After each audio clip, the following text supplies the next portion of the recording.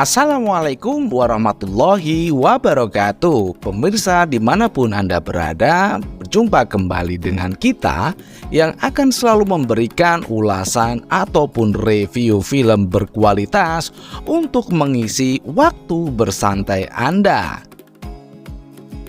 Kali ini kita akan mereview film yang disukai adik-adik tentang seorang tokoh Islam bernama Bilal bin Rabah, muazin yang terkenal dengan suara yang indah pada zaman Nabi Muhammad SAW. Bilal kecil merasakan masa indah seperti anak-anak pada usianya. Ia selalu bermain dengan adiknya bernama Hufairah di depan rumahnya ketika sang ibu mengerjakan pekerjaan rumah tangga. Bilal kecil menyukai bermain pedang-pedangan layaknya seorang prajurit yang sedang menghadapi musuhnya.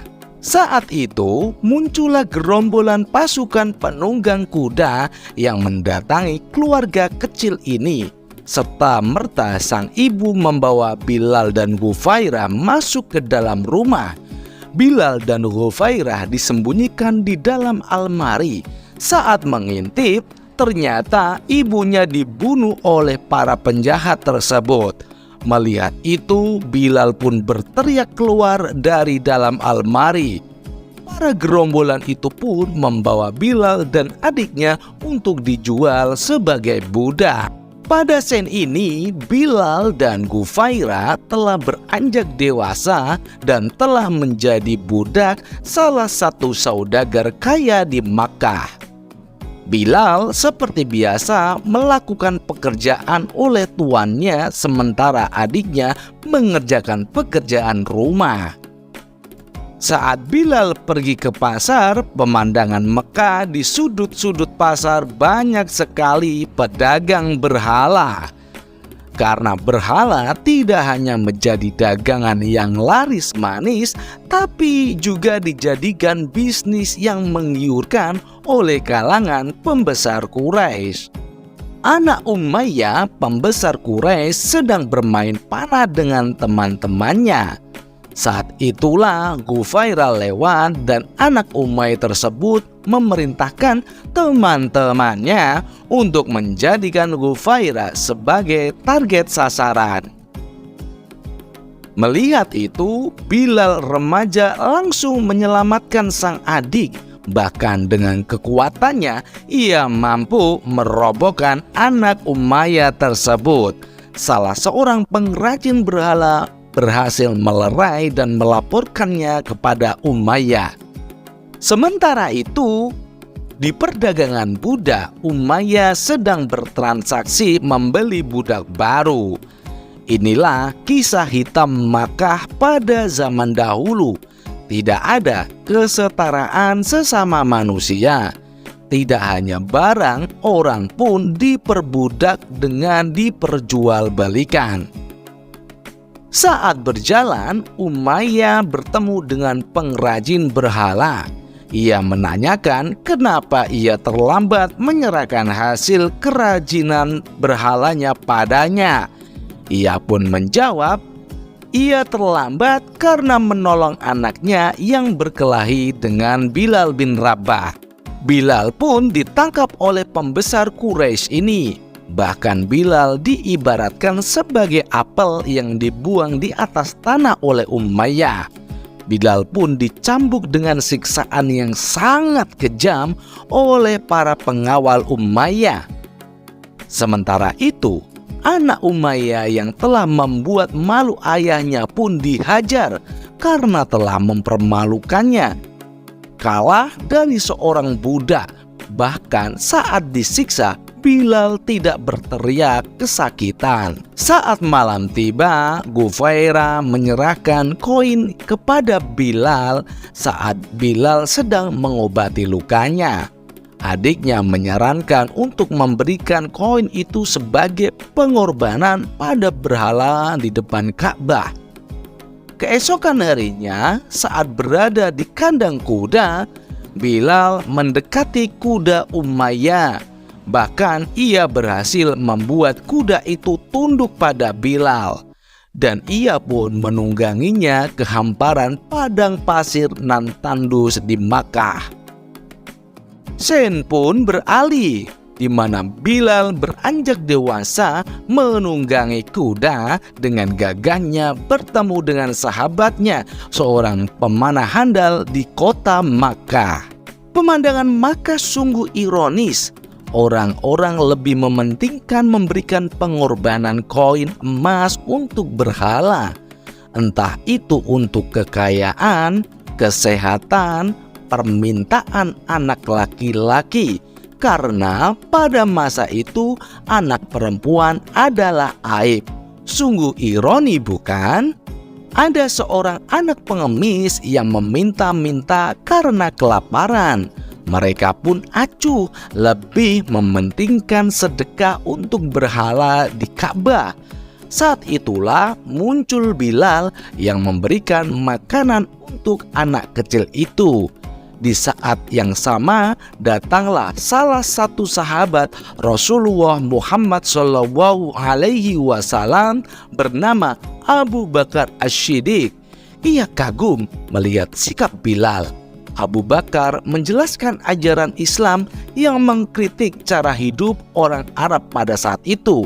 Di saat inilah muncul iman di dalam hati Bilal bin Rabah. Di sebuah pertemuan pembesar Quraisy, mereka menyoroti perkembangan ajaran Muhammad dan mereka merasa terancam secara bisnis perniagaan berhala dan pengorbanan harta kepada berhala. Padahal inilah yang membuat kaya raya para pembesar Quraisy itu.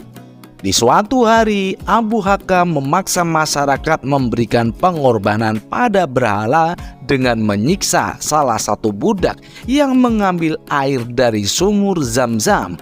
Muncullah Hamzah, sahabat Rasulullah, untuk menghajar Abu Hakam.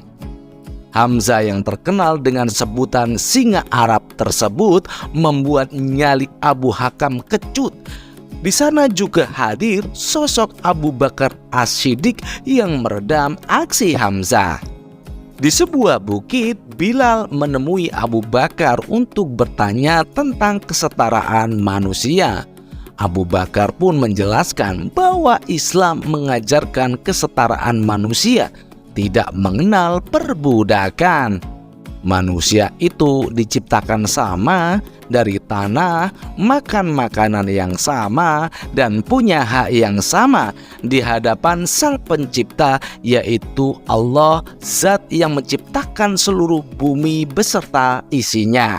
Mendengar itu, Bilal semakin yakin hatinya pada Islam.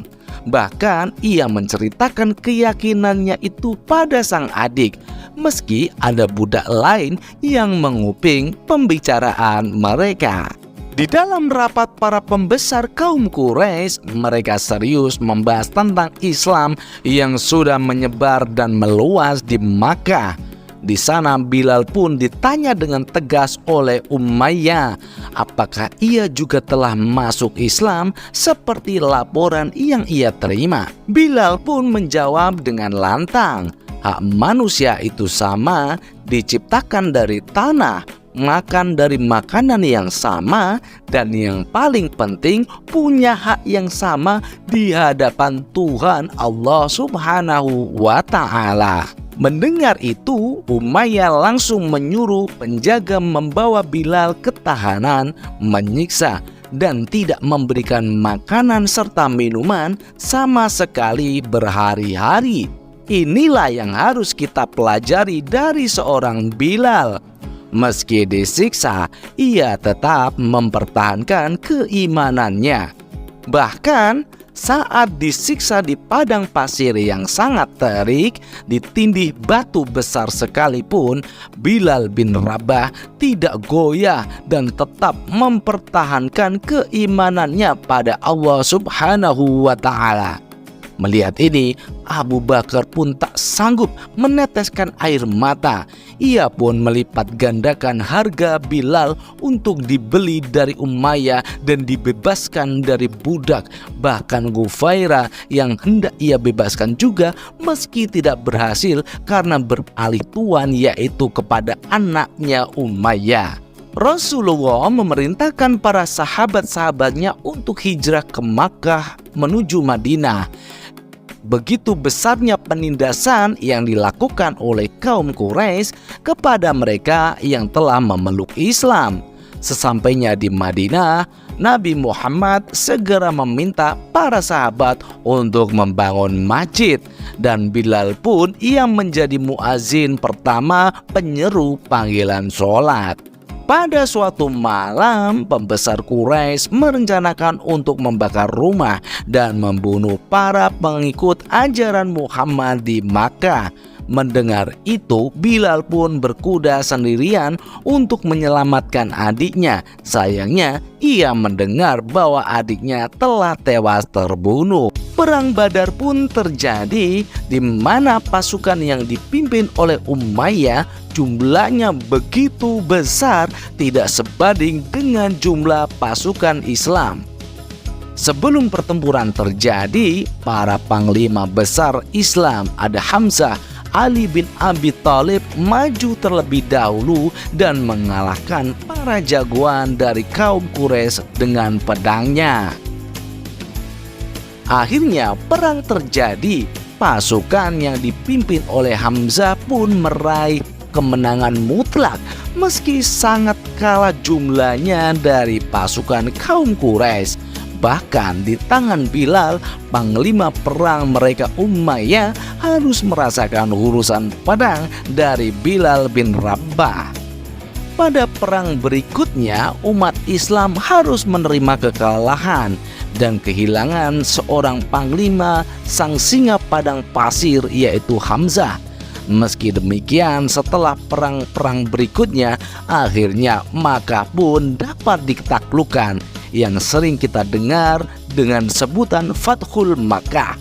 Di sini saat Bilal hendak menghabisi anak Umayyah yang masih tersisa, ia menunjukkan bahwa Ghufairah masih hidup.